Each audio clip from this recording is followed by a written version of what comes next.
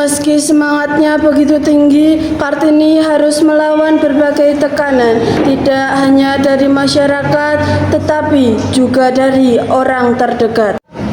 Nih, Kartini, cepat sini.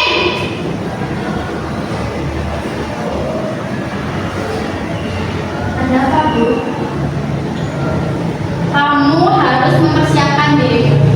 Siap atau tidak siap, kamu harus dipingin. Ibu tidak mau terus-menerus melihatmu belajar dan mengajar. Tunggu sampai calon suamimu datang untuk menjemputmu. Kenapa, Bu? Apa salah jika seorang wanita belajar? Apa salah jika seorang wanita memiliki kedudukan sama dengan pria? Alah, banyak alasan kamu. Ayo ikut.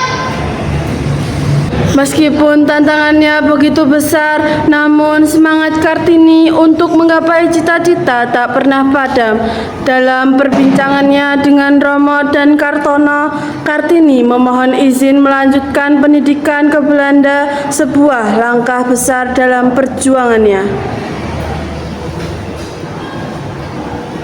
Permisi, Romo. Saya ingin meminta izin untuk melanjutkan sekolah Belanda. Apakah diperbolehkan? Reni, apakah kamu sangat menginginkan sekolah di Belanda? Benar, Romo. Perlu sangat ingin sekolah di Belanda dan ingin menggapai cita-cita. Baiklah, Romo menunggu. Apakah kamu sudah memikirkan dengan baik? Tidak, Mas. Maaf, Tuan, saya merasa tidak ada cepat ini. Kenapa? Karena jika itu mengenal, dia akan marah, Tuan. Sudahlah, itu terserah anak saya bagaimana nanti.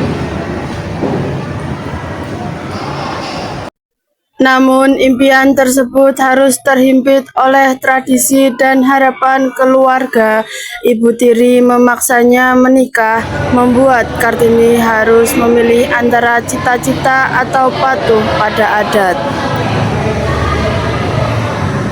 Kamu tuh sebenarnya harus bersyukur nanti sudah bagus ada laki-laki yang baik. Apa yang harus dilakukan laki-laki untuk memiliki cita istri? Kamu pasti tanya. Laki-laki yang mau lawanmu itu loh seorang bupati, bukan seorang petani. Saya akan menerima berasal dari Belanda. Proposalmu mungkin saja ditolak. Kamu harus menjawab lamaranmu dalam waktu 3 hari. Mohon maaf, Ibu. Izinkan saya berbicara kepada adik saya. Kamu bisa meminta tolong kepada Romo.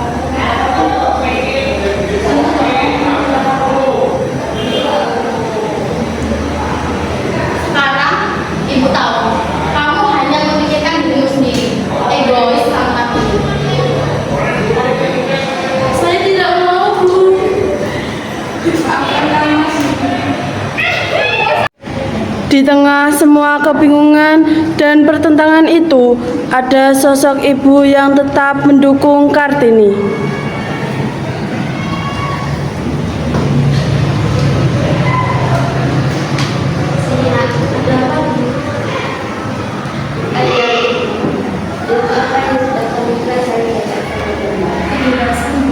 Lalu apa yang tidak ada dalam maksudnya? Tidak tahu.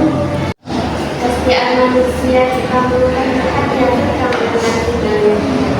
Sebilang-bilangnya orang tidak menguasai dunia, maka tidak akan membuat kesetiaan. Selama ini ibu selalu marah, tembok kehidupan dengan harapan ibu, anak-anak bisa sekolah dan kasihnya lebih tinggi darinya.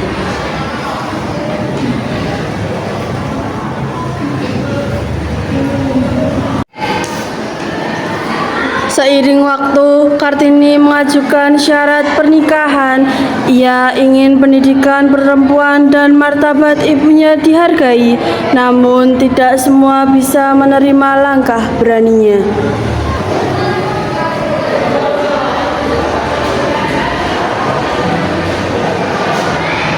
Bagaimana? Apakah kamu siap menjadi apa di belakangmu? Saya siap untuk menerima dari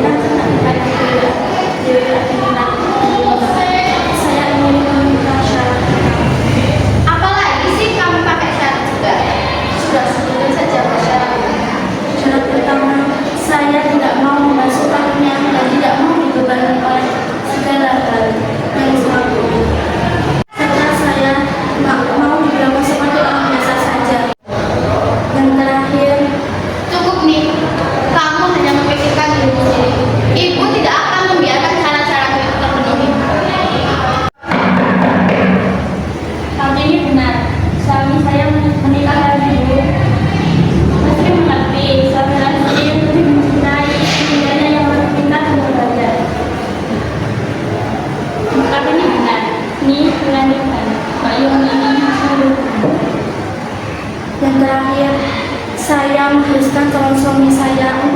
sekolah untuk perempuan dan orang miskin. Tempat tuliskan suratmu aku kirim ke Bupati Rembang. Mohon maaf Romo, izinkan saya menulis surat ini. Saya sebagai anak pertama yang paling tua, sudah jadi bukti saya sebagai kakak untuk melindungi Anda. Dan saya akan membantu untuk mengirimkan surat itu langsung ke Bupati Rembang. Apa benar biasa yang menuliskan pernikahan itu? Benar, Mas. Apabila memang keberatan dengan syarat ini, saya mohon untuk tidak memperpanjang masalah ini. Mohon maaf, Romo. Saya beri dengan kekhawatiran dari hati. Tapi itu aja, karena dia belum mengenal siapa saya. Justru, kedatangan saya ke sini untuk meluruskan hal yang penting, yang tidak bisa diselesaikan dengan surat. Saya sangat ingin anak-anak dan sore itu yang berhati kuat dan pintar seperti saya. Aku akan ikut mengawal cita-citamu. Pada hari pernikahan mereka, Kartini tidak hanya melangkah sebagai seorang istri, tapi sebagai simbol perubahan dengan keyakinan yang teguh. Ia berjanji untuk terus memperjuangkan hak-hak perempuan. Perjalanan panjang ini baru saja dimulai.